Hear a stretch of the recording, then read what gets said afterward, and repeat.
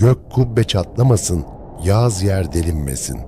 Karanlık çöktüğünde pusuda bekleyen, şafak attığında sancağı yükseltenlerin meydanındasınız. Ataların unutturulmuş vasiyeti, tarihin kanla yazılmış gizli mührü. Bugün Börübudu'nun nefesiyle yeniden can buluyor. Gözü pek olanın, törebilenin, diz çökmeyenlerin sofrası kuruldu. Eski çağların gür sesi, bugünün hakikatiyle birleşiyor. Pusatlar parlasın, akıllar keskinleşsin. Börübudun teşkilatına hoş geldiniz.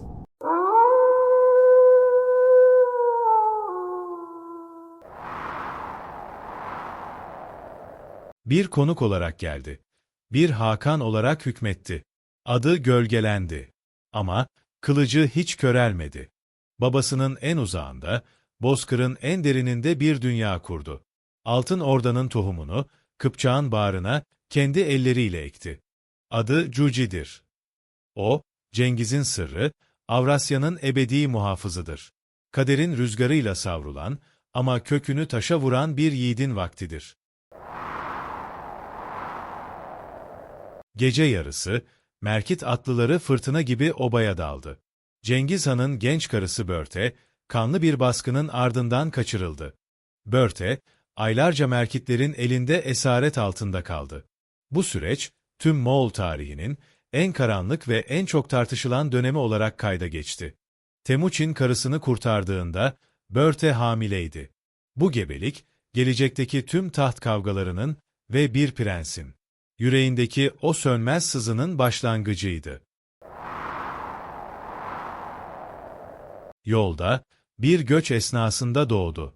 Babası Cengiz Han, oğluna beklenmedik misafir veya konuk anlamına gelen Cuci adını verdi. Cengiz Han onu dizine oturttu ve kendi oğlu olarak kabul etti. Ancak Bozkır'ın acımasız dili, bu doğumun üzerindeki şüpheyi asla silmedi. Cuci daha ilk nefesinde bir tartışmanın merkezindeydi. O, sadece bir prens değil, babasının sabrının ve sevgisinin en büyük sınavı olarak büyüdü. Cuci büyüdükçe, kardeşi Çağatay ile arasındaki gerilim arttı. Çağatay, Cuci'nin nesepine dil uzatacak kadar pervasızlaştı. Kurultaylarda yapılan bu meşhur tartışmalarda, Cuci mağrur sessizliğini korudu. O, kendini kelimelerle değil, kılıcıyla kanıtlamaya yemin etti. Kardeşleri arasındaki bu uçurum, onu babasının merkezinden uzaklaştırıp kendi dünyasını kurmaya itti. O, bir dışlanmışlıktan bir imparatorluk çıkaracaktı. Cengiz Han, Cuci'yi kuzeyin sert ve gizemli Sibirya ormanlarına gönderdi. Cuci, buradaki orman kavimlerini, yani Ongiratlar ve Kırgızları, büyük bir diplomasiyle yasa altına aldı. Tek bir damla kan dökmeden sağladığı bu başarı, onun sadece bir savaşçı değil, bir devlet adamı olduğunu gösterdi. Beyaz atlar ve Samur Kürtlerinden oluşan bir vergi ordusu, Ötüken'e aktı. Sibirya'nın buzlu toprakları, Cuci'nin kudretini gördü. O, karanlık ormanların efendisi olarak, ilk büyük şanını kazandı. Win hanedanına karşı yapılan seferlerde, Cuci babasının sol kolu oldu. Çin'in devasa surlarını ve disiplinli ordularını, bozkır taktikleriyle parçaladı. Bir savaşta, düşmanın kalbine yaptığı o müthiş süvari hücumuyla, savaşın kaderini değiştirdi. Babasının gözünde, artık gerçek bir bahadırdı. Çin'in zengin şehirlerinden gelen ganimetleri askerleriyle paylaşırken, onun cömertliği ve adaleti, ordusunu ona sımsıkı bağladı. Harezmşah seferi başladığında, Cuci ordusunun kuzey kolunu yönetti. Sırderya boyundaki şehirleri tek tek dize getirerek, babasının ana ordusunun yolunu açtı. Stratejik dehasıyla şehirleri kuşatmak yerine, onları teslim olmaya zorladı. Savaşı bir yıkım değil, bir idari düzen olarak görüyordu. Onun ilerleyişi, bir bozkır kasırgası kadar hızlı, ama bir satranç ustası kadar hesaplıydı. Ürgenç kuşatmasında, Cuci şehrin yıkılmasına karşı çıktı. Çünkü bu şehir, gelecekte onun yurdu olacaktı. Kardeşleri Çağatay ve Ögeda ile, ciddi bir anlaşmazlığa düştü. Bu anlaşmazlık kuşatmayı uzattı ve Cengiz Han'ın öfkesini çekti.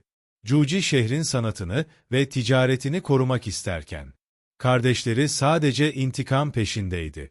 Sonunda şehir düştü ve yıkıldı. Cuci bu yıkımın ardından, kardeşlerinden ve merkezi ordudan ruhen tamamen koptu. Cengiz Han, en büyük oğluna, atlarının gittiği yere kadar diyerek, Deşti Kıpçak topraklarını verdi. Bu, İrtiş'ten İdil'e uzanan, uçsuz bucaksız bir hürriyetti. Cuci burayı sadece bir eyalet değil, kendisine sadık bir ulus haline getirdi. Moğol çeliği ile Kıpçak ruhunu burada birleştirdi. Artık babasının gölgesinde değil, kendi güneşinin altındaydı. Cuci ulusu, Altın Orda'nın ilk adımıydı. Cuci yurdunu sevdi. Buradaki Türk boylarıyla akrabalıklar kurdu. Onların dilini ve adetlerini benimsedi. O, artık sadece bir Moğol prensi değil, bir Kıpçak hanıydı. Askerlerinin çoğu Türkleşti. Yasaları töreyle harmanlandı. Bu maya, yüzyıllarca sürecek olan bir devletin asıl gücüydü. Halkı ona Ak Han dedi. O, babasından daha çok halkına benzemeye başlamıştı. Cuci İdil Nehri kıyısında Saraycık şehrinin temellerini attı. Bu şehir, Bozkır'ın ticaret ve kültür duraklarından biri olacaktı. Kervanlar buraya akmaya başladı. Cuci sadece savaşmayı değil, şehir kurmayı ve insanları refah içinde yaşatmayı seçti. Saraycık, Altın Orda'nın ruhunun doğduğu yerdi. Cuci, burada huzuru bulduğunu sandı. Cuci'nin merkezi kurultaylara gitme işi, Cengiz Han'ın şüphelerini artırdı. "Acaba oğlum, bana baş mı kaldırıyor?" sorusu, Bozkır'ın rüzgarıyla yayıldı. Cuci, babasının sert ve yıkıcı siyasetinden uzak durmak istiyordu. O, kendi yurdunda, barışı ve nizamı kurmuştu. Baba ile oğul arasındaki mektuplar sıklaştı, kelimeler keskinleşti. İki dev arasındaki bağ kopmak üzereydi. Cengiz Han, Cuci'ye kesin bir emir gönderdi. "Eğer hasta değilsen derhal huzuruma gel." Ancak Cuci gelmedi. Gelen haberciler, Cuci'yi bir av partisinde gördüklerini söylediler. Bu, Cengiz Han için ihanetinin resmiydi. Oysa Cuci gerçekten hastaydı ve sadece son günlerini yaşıyordu. Bozkır'ın en büyük yanlış anlaşılması bir trajediye dönüşüyordu. Cuci, bir gün vahşi kulan avındayken atından düştü. Bir rivayete göre kulanların arasında kaldı ve ağır yaralandı. Atların ayakları altında kalan bu mağrur prens, yalnızlığının ve hüznünün zirvesinde can verdi. O, bir savaş meydanında değil, sevdiği Bozkır'ın bağrında, bir av sırasında kaderiyle buluştu. Bazı kaynaklar, Cuci'nin Cengiz Han'ın emriyle gizlice zehirlendiğini veya öldürüldüğünü söyler. Hanedan içindeki taht kavgaları, onu kurban seçmiş olabilirdi. Ölümü bir kaza mıydı, yoksa bir hüküm mü sorusu, yüzyıllarca tartışıldı. Onun varlığı, Moğol birliği için bir tehdit olarak görülüyordu. Hakikat, Bozkır'ın derin topraklarına gömüldü. Cuci, sırlarıyla birlikte ebediyete göçtü. Oğlunun ölüm haberini alan Cengiz Han, günlerce hiç konuşmadı. O sert Hakan, içten içe bir yıkım yaşıyordu. "Oğlumun ölümünü kim haber verirse, onun boğazına eritilmiş kurşun dökeceğim" dediği rivayet edilir. Korku ve yas birbirine karıştı. O, sadece bir oğlu değil, kendisinin en karanlık ve en sevgi dolu sırrını kaybetmişti. Kimse, Cuci'nin ölümünü söylemeye cesaret edemezken, bir ozan, kopuzunun teline vurdu. Aksak Kulağan adlı ezgiyle ölümü anlattı. Cengiz Han, müziğin dilini anladı.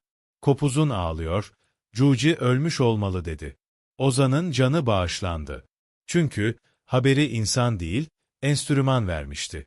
Bu efsane, Cuci'nin ölümünü Türk-Moğol halk hafızasında ölümsüzleştirdi.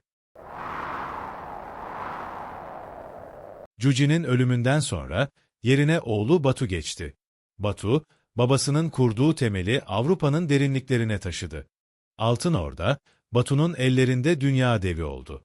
Babasının mağrur duruşu, oğlunun keskin kılıcıyla birleşti. Batu, her zaferinde babası Cuci'nin adını andı. Cuci oğluyla birlikte tarihi yeniden yazdı. Bugün, Kazakistan'ın Ulutağ bölgesinde Cuci Han'ın türbesi tüm haşmetiyle ayakta duruyor. Bozkır'ın kalbinde mağrur bir anıt. Kırmızı tuğlaları ve kubbesiyle Cuci'nin bu topraklara ektiği mayanın bir simgesidir. Kazaklar onu kendi ataları olarak görür. Türbenin sessizliğinde Cuci'nin hüzünlü ama kudretli ruhu hala dolaşmaktadır. Cuci ulusu olan Altın Orda, Rus prensliklerini yüzyıllarca yönetti. Rusya'nın modern devlet yapısı ve kültürü bu Moğol-Türk etkisiyle şekillendi. Doğu Avrupa'nın kaderi, Cuci'nin torunlarının ellerinde değişti. O, bir coğrafyanın siyasi haritasını çizen ilk kalemdi. Moskova'nın yükselişi, Altın Orda'nın gölgesinde başladı. Cuci bilmeden büyük bir imparatorluğun kurucusu olmuştu. Cuci'nin soyu, Kırım, Kazan, Kasım ve Kazak hanlıklarının temeli oldu. Onun kanı, Türk tarihinin en önemli hanedanlıklarında aktı. O, sadece bir savaşçı değil, bir genetik ve siyasi mirastı.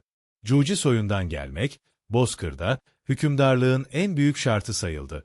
Adı konuk olsa da, o, bu coğrafyanın asıl sahibi ve ebedi atası olarak tarihe mührünü vurdu. Atlar durdu, kopuz sustu. Cuci göçtü. Ama ardında nehirler gibi çağlayan bir Altın Orda bıraktı. O, tarihin en hüzünlü evladı. Ama bir coğrafyanın en ulu babasıydı. Ve bilinsin ki, Cuci'nin o mağrur duruşu olmasaydı, bugün Kıpçak Bozkır'ı kendine bir kimlik bulamazdı. Selam olsun, Bozkır'ın mağrur oğluna. Sözümüz bir ok gibi yayından çıktı, hedefi buldu. Sanılmasın ki ateş söndü, sanılmasın ki kurt inine çekildi. Dağların doruğunda yanan bu meşale, budun uyanana dek sönmeyecektir. Gönlünüzde ataların cesareti, zihninizde törenin adaleti baki kalsın.